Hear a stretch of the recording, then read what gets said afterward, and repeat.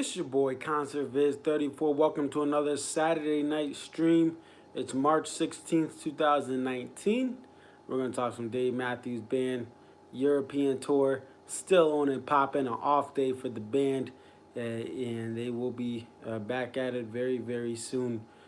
So we are going to go over this week, starting off with shows March 10th all the way through to the show in Amsterdam that was on the 15th. So we have a couple shows this week, and I think these shows were spectacular set-wise. Listening, actually having some live streams. Shout out to everyone on Twitter and other social media, Periscope, that are streaming these things for fans like me that can't get overseas to experience some of these, the sound of the show, the vibe of the crowd from different angles, because it is a cool thing to see. We're going to start off with Paris, France. And again, I left you guys off with the day before this show, March 9th. There are some issues with Rashawn getting a mouthpiece, and he ended up getting that mouthpiece. Amsterdam besides Warehouse.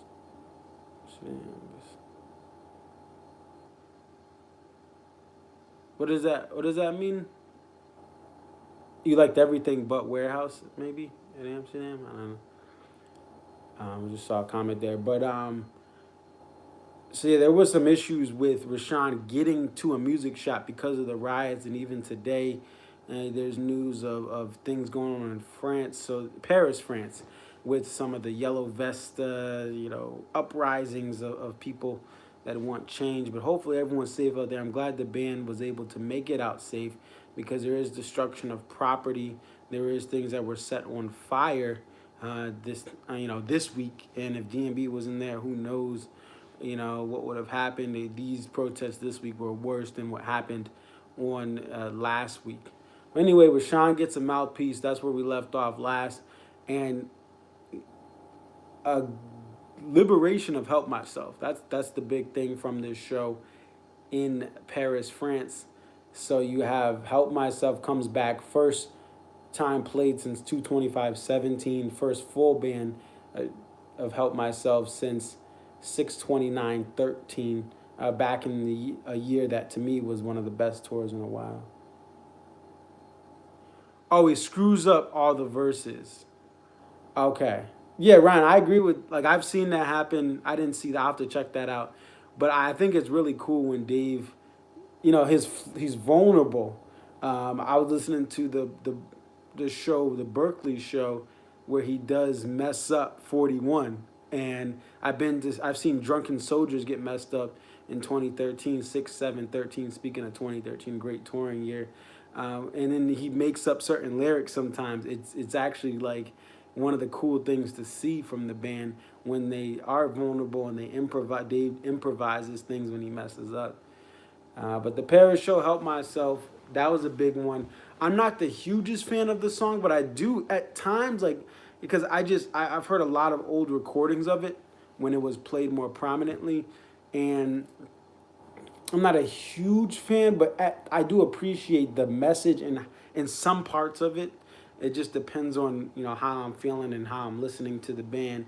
But it still great to see that come out, even though it's not one of my top rare songs that the band doesn't play anymore. It's just nice to see it back. And then we get a Crush back. And again, I'm preaching the gospel of just give me two songs that have either something unique, or there's some sort of great jam or vibe. And Crush, while it's played still frequently in this current era, still something great to have. So when you have Crush, when you have Help Myself, and then you have a What Would You Say tour debut as well. So Crush, What Would You Say, and Help Myself are the tour debuts for this show. I think it's just great to have those staples that aren't as stapled as Don't Drink the Water, as 41, as Satellite. Although I can listen to Satellite. I mean, not Satellite. I can listen to 41 all day, all night at every show. I will always love 41. But the Don't Drink the Waters, the Satellites, even the Warehouses, even though Warehouse has a pretty dope jam, these songs are played often, but you don't get, Crush is a little more special, even though it can be played a lot. but to me, it's a really good song, solid song, sets the mood. So we move on from Paris, and we're gonna go to the UK, and this is where the tour really turns up. You know, they start killing them with these sets. They're like, the tour has started. Do not miss a UK show. I put that. I was like on DMB Family. I was like, oh, okay, I'm just gonna take a note here. Don't miss UK show if going on Euro tour for DMB. I put that in the notes in case I do go the next time they come to Europe, if they're fortunate enough to come back to Europe. Seek Up tour debut, Fool to Think tour debut, Time of the Season tour debut, recently tour debut. Funny the way it is with the Buddy Strong solo, which changes the I think it changes the dynamic of that song, and Sister tour debut. All great tour debuts, but the Time of the Season, man, to have that come back, that's a cover I love. The band playing in, because it's got that soulfulness to it, and you got the bass line of Fonzie Fonz Lassard, and I think it's great. And then Fool to Think, I mean, another great song, another just criminally underplayed song that is amazing by the band. And then Seek Up, again, just bringing that jazz, bringing the fluidity of Buddy on the keys. Saw some clips from that. My boy Buddy Strong killing the keys, and I love this set. This was the set of the tour for me at that time. And then just to have the Lying in the Hands of God, to me again, just, I know some people don't like it. Some people don't like the older version of it, when they, there was some extended soloing by Jeff, and it does kind of get quieter, but I love that song. It's the band playing in a dynamic, in a way, in a spooky way, with Leroy's recordings being the feature of that song. That never, before they had it from when he was alive, and they mixed it and mastered it after he passed. I just think it's criminally underrated by fans. It's just a beautiful song. But I mean, this was the show. This was the show. Once I heard this, I was like, this is a set I would love to see. And this made me think that things are gonna be all right when they come over to the States. The first two shows were just, the typical, hey, where's that Game Breaker set song in the set? Not there. But since then, they've been doing a good job. And then we go to London Night 2. And wow, we get You Never Know, Nancy, Say Goodbye and Save Me. I had those highlighted. Again, all I want is two songs to just break open a set. And then I'll take everything else the way it is. And Say Goodbye, Nancy's to Say Goodbye, just that right there. Don't even mention Save Me comes next, and it's debuted, tour debut. But Nancy's and the Say Goodbye, that right there. Just take away the fact they open up with You Never Know. That is just amazing. And I like You Never Know getting a play here in the UK. I liked it last year when it came back. And I was fortunate enough to hear it in 2014, Hartford Night 2. Just a beautiful song. And a great way to start off a show, versus some of the other stuff where it's more of a softer intro. When you have a You Never Know, when you have a Stone, when you have even a Seek Up to start a show, it's different than when That Girl Is You starts a show. That feels like they're just trying to get crowd to come in, or when they have another song that's just like, it's okay. I really like when you have something like You Never Know start off. And Grave Digger comes back here. We get Grave Digger in the UK. And one thing to note here, Ants Marching is the only encore song, but that's all right. I mean, I don't care about that so much. Just the top of this set is amazing. And even the middle to end, you have a Crush. You have a So Much to Say, a Granny, before you have Jimmy thing. You have some great stuff going on here with this set for a night 2. To say, wow, they killed it night 1. What are they going to do? Come back night 2 with this. So a great set. They leave the UK, and again, you see the first Don't Drink the Water song. Don't Drink the Water, first time it's not played on tour, is London Night 2. but it's a double header. It's a 2 night stand at the Eventum.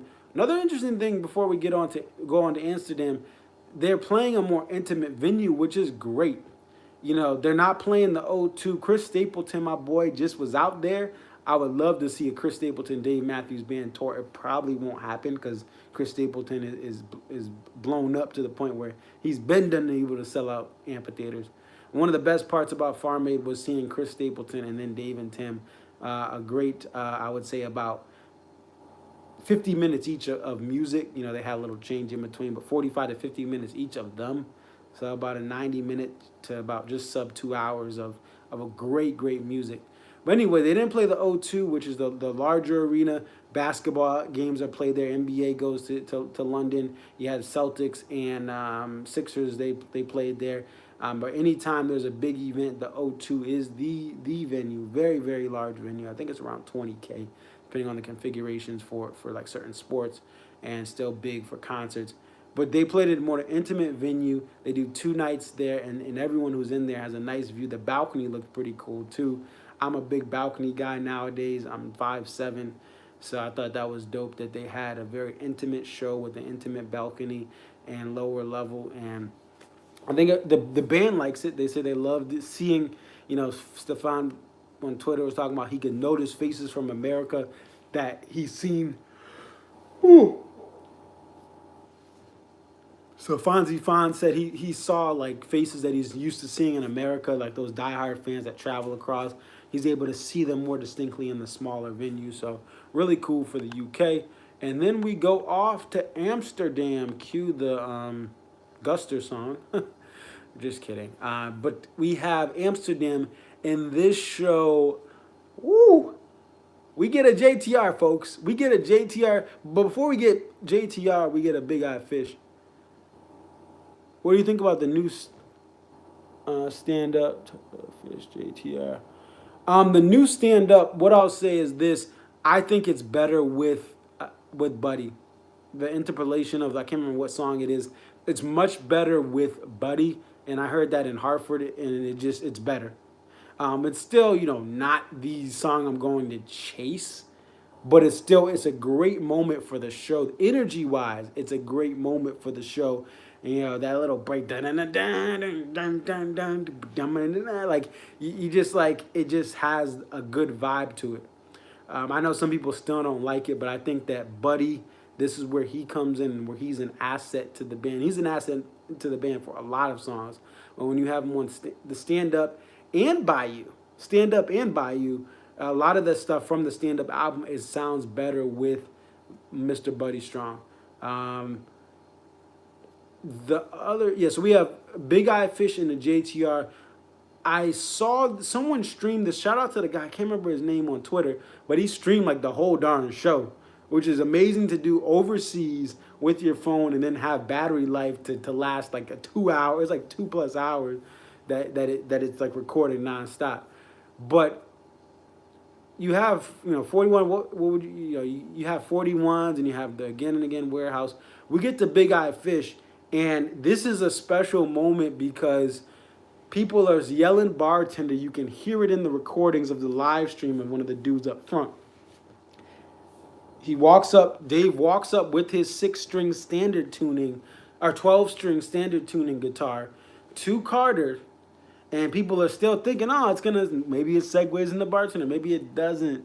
But instead of him giving up his guitar for something else, even if it is a 6-string and they don't go into bartender, he stops and he plays JTR kind of right, you know, after a little bit of time goes through, and he starts playing JTR, and it's not a stoppage where it's quiet. It just goes right in the JTR. It's a little like, you know, you see a little the background simmers down, and it's like in this, you can still, like, Carter's making eye contact with Dave, and we get into this JTR, and the crowd, it takes them 5 seconds to realize, oh my gosh, it's JTR, and they're going nuts. And this was a similar experience that I had when I heard JTR at SPAC Night 2. Right, Ryan O'Connell says a lot better with Buddy. Oh, Alex Sohani. Yeah, Alex Sohani. Thank you, sir, for recording that, because it was amazing.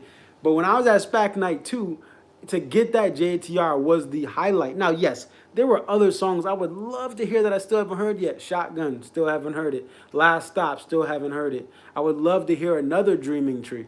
But to get a JTR just, whoo, when I got that at SPAC Night 2, it's unreal to have that feeling. I had gotten it back in Hartford in 2013. Again, an amazing tour year. 2013 was amazing in the Northeast. But to get it again last year was special, and I'm glad that Amsterdam got this moment because JTR is an amazing song. And I'd rather Big Eye Fish go into JTR than Bartender, and I love Bartender with Buddy, with the keys and everyone else is doing there to fill in for Boyd, especially the keys though. But JTR after that, and then you have a Minarets after that. So some people, you keep the energy going, and some people like Minarets, some don't. I think it depends on the show. I've always said that, and how I'm feeling. But just a great run. And you have Warehouse before that. So you have Warehouse, Big Eye Fish, JTR, and Minarets. Then you get to the Samurai Cop. Hey, they got to rest. They got to rest. You got to give them a break. And that's the thing with the band, too, is when they go on these amazing runs, they can play the You and Me's. They can play the Merce. Well, excuse my language. I said they could play Mercy. Oh, I don't want to curse. But, I don't care if you play Mercy. Like 2013, again, Hartford Night 2, they played a 15-minute Mercy. But we got Spoon, and we got Best of What's Around and a Seek Up. So I don't mind these other songs that are more for the newer fan, more for the casual fan, but they're more of the newer material.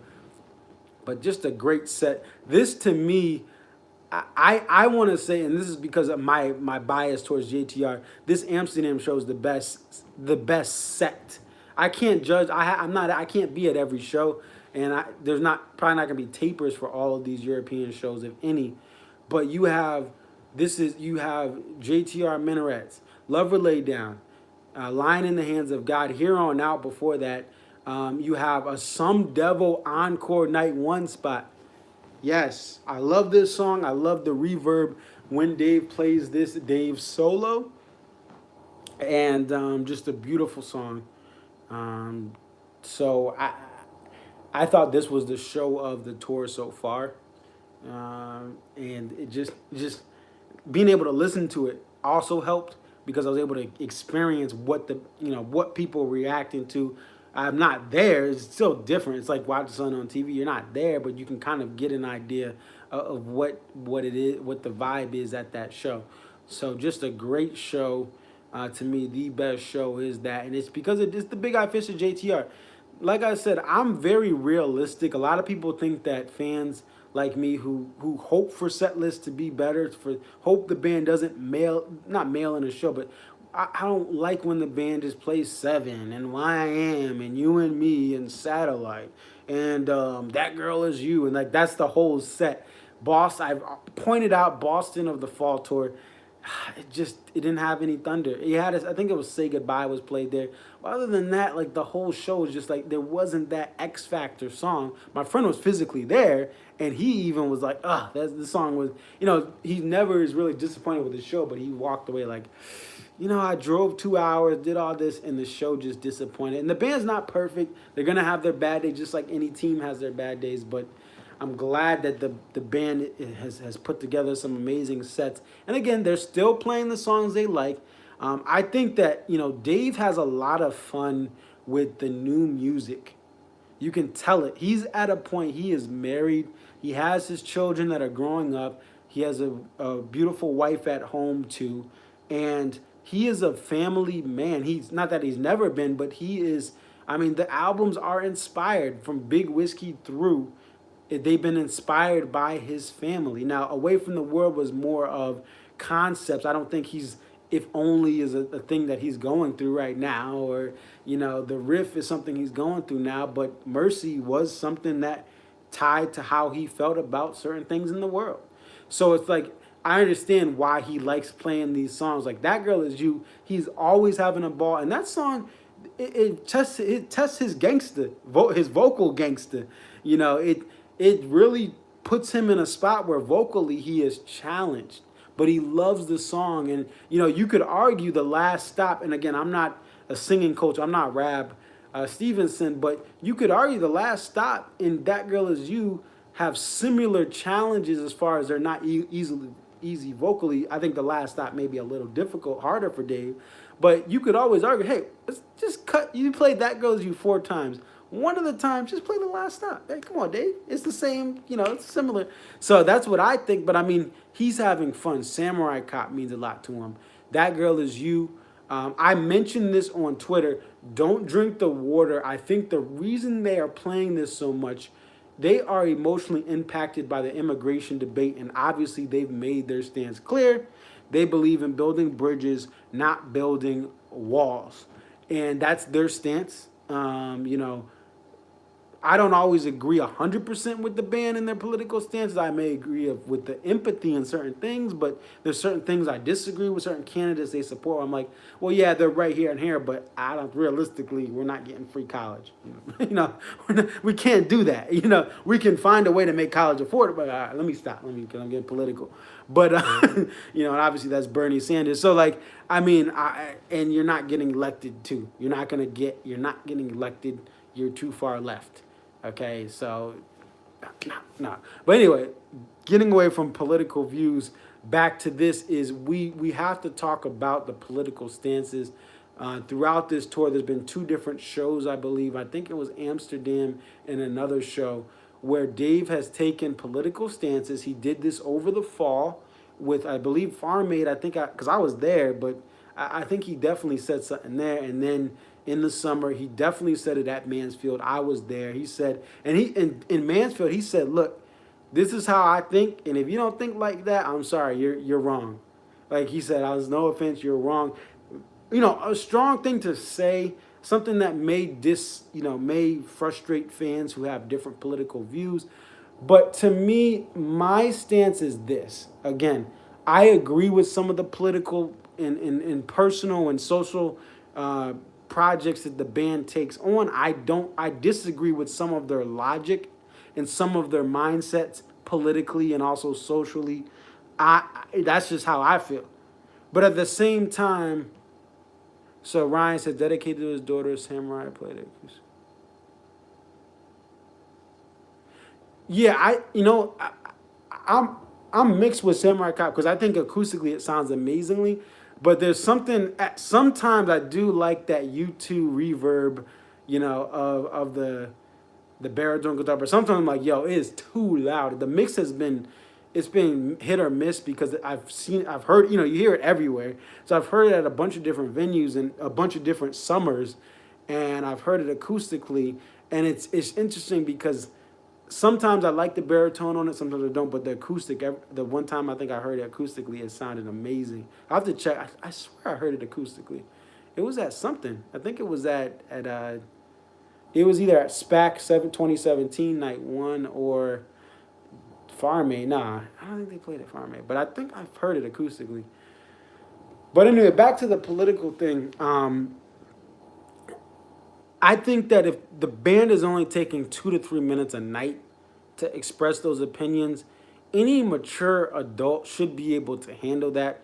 And I made some comments on Twitter, put a video up on Twitter at ConcertViz34, and someone was like, "Oh, you're the libs, and I have my right." And like, yeah, you have your rights, but if you can't handle 2 minutes of something, my stance is this: like, if you cannot handle 2 minutes of someone doing that, then I don't know what to tell you. I can understand if you have Kanye West and other artists that sometimes they do take a lot of their show and get political. They start talking about certain stuff instead of performing their music. But there's 2 things you can do.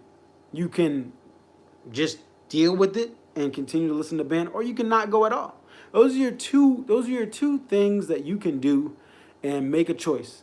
And that doesn't mean you don't have a right to complain, but I just think it's very, very, very just illogical to be like, oh, well, they have this stance and I can't stand them. Like, you should be able to separate the political views for 2 minutes versus the music. And you have to understand the music influences the politics and social issues influence the music, even if you have differing views. So you have people that do not agree with the band's liberal agenda, but they do care about the positive messages of DMB. So they believe in changing the world and making it a better place, and sweet up and down and seek up and forget about the reasons and the see, like, but it's just from a different angle. But you should be able to say, look, I don't agree with this. Just like I have an uncle or I have an aunt, or I have a grandmother who, you know what, they don't agree in the equal rights for, people that are like that have certain views, or if they're not religious, or and they don't believe in God, that's what's killing us. Like, yeah, I can disagree with my family on certain things, right? But I still love my family, and that's how I think people need to treat DMB. You can disagree with their politics and what they say for 2 minutes at the concert stage, just like your uncle or aunt says something, or maybe if you're an older fan, you have a kid or a nephew or niece who has these radical views from the other spectrum politically. You're like, whoa, whoa, whoa, chill, chill. College done messed you up, nephew. Like, you may disagree, but I really think that you should be able to, just like you do with family, just like you do with even the people you love, have different views. They have different sports teams. They have different opinions on life and how to raise a child, but you find a way to raise the child. Compromise. Something not going on in Washington. You remember that? Compromise? Remember working together? Doesn't exist. Well, anyway, let me stop again. Let me cut myself off. But I really think that you should be able to work through it. And really, the band has been telegraphing. I say this it's funny. Let's start off with Pink Floyd and Roger Waters. All these Pink Floyd fans are like, oh, get the politics out. Not on my lawn. Da-da-da-da. Roger Waters. Da-da-da-da. Like, you realize this band wrote a song called The Machine. This band wrote The Wall. They wrote Animals. Like, these are not, like, it's not like certain bands just woke up like in 2008 and just said, look, I'm standing with this person. Like, no, they've expressed certain things before in their music. And now they just found candidates they think reflect the music. And same thing with DMB. I don't know about you guys, but he's been doing a lot of Democratic rallies. Bernie Sanders, Barack Obama, some other stuff. Who else did he do?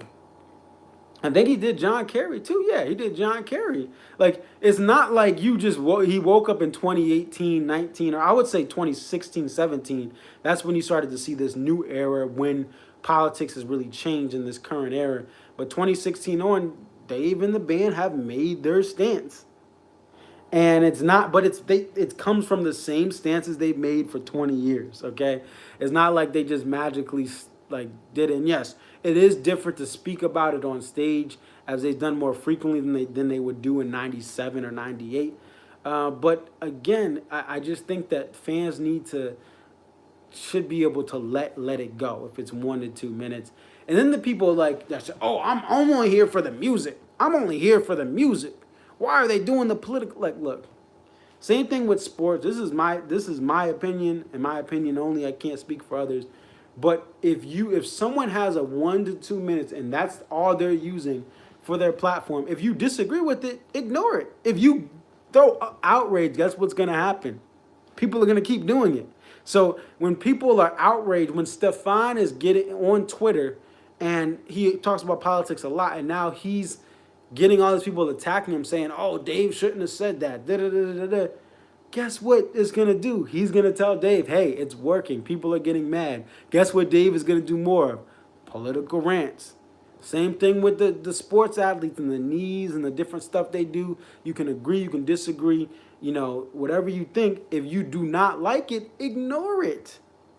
Ignore it. Like, if you really ignore it, it won't fully go away. But the more people are outraged, the more Stefan sees stuff on Twitter of all these people saying, oh, this is why I don't go to shows. Da, da, da, da.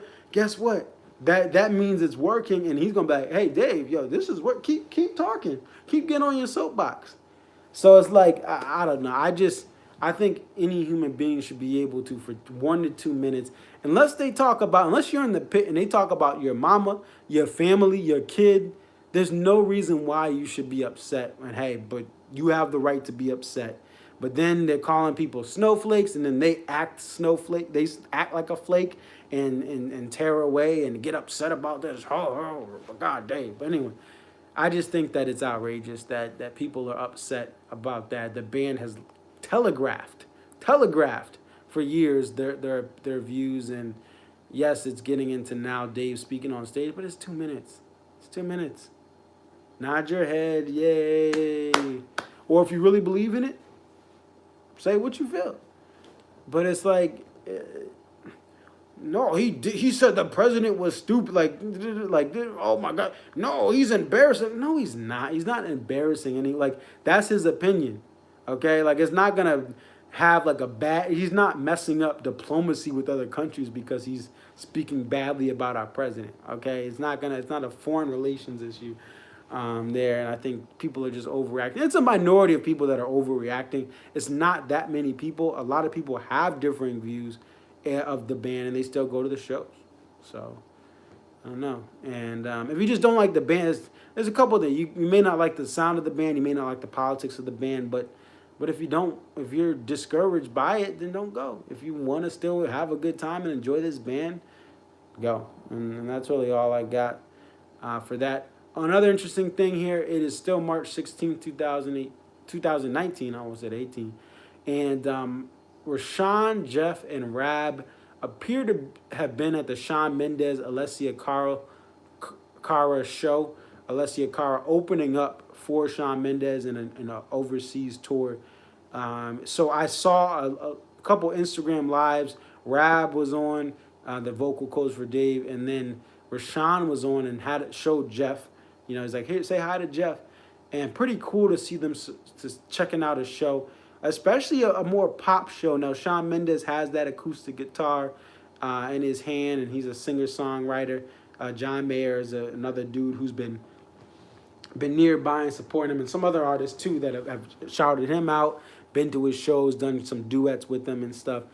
But I love Alessia Cara. Don't listen to, like, I don't know every single song, but I just like her vibe. She just seems like a mad, chill young woman. And she also can sing. She can sing. And I even like her perspective. It's very poppy and, you know, her songwriting, but I just like the vibes from her. And Shawn Mendes, to be honest, I haven't heard much. I really don't even know. Probably if I heard a song, I would know, but I just haven't got into him, but I'll have to check him out. If all these people, John Mayer, my boy John Mayer, boy Dave Matthews, like now Rashawn and Jeff, like if people are giving him this notice, he's on world tours. I know he's very popular. I may have to give him a listen, or say, oh, I know that song when I listen through. But that's all I got for today. Any other questions, concerns? I think I got one person on, but thank you guys. I know we got up to 2 or maybe 3 people today, and I know a lot of people are gonna be watching on the once it's posted as a full live stream. Thank you guys who support me. Give your opinions, agree, disagree, give perspective. Have someone make some comments about how he felt the band was, about, are the fans there for the music versus when he was there 92, 93, it was all about the music, and then it changed. And I do agree things have changed, and, sharing my thoughts. But I always appreciate the perspective. Again, I don't know everything. I'm using things to help form my opinions. I'm making educated guesses. I try to bring the numbers to you guys when the numbers are warranted, and I try to bring just what I can as far as being objective, not letting the emotions of how long I've loved the band interfere with the realities of the band, where they are, how they feel, what they play, possibly why they play it. And then I bring out these videos. So it's your boy ConstantViz34. Definitely like, comment, subscribe. I am out. Peace.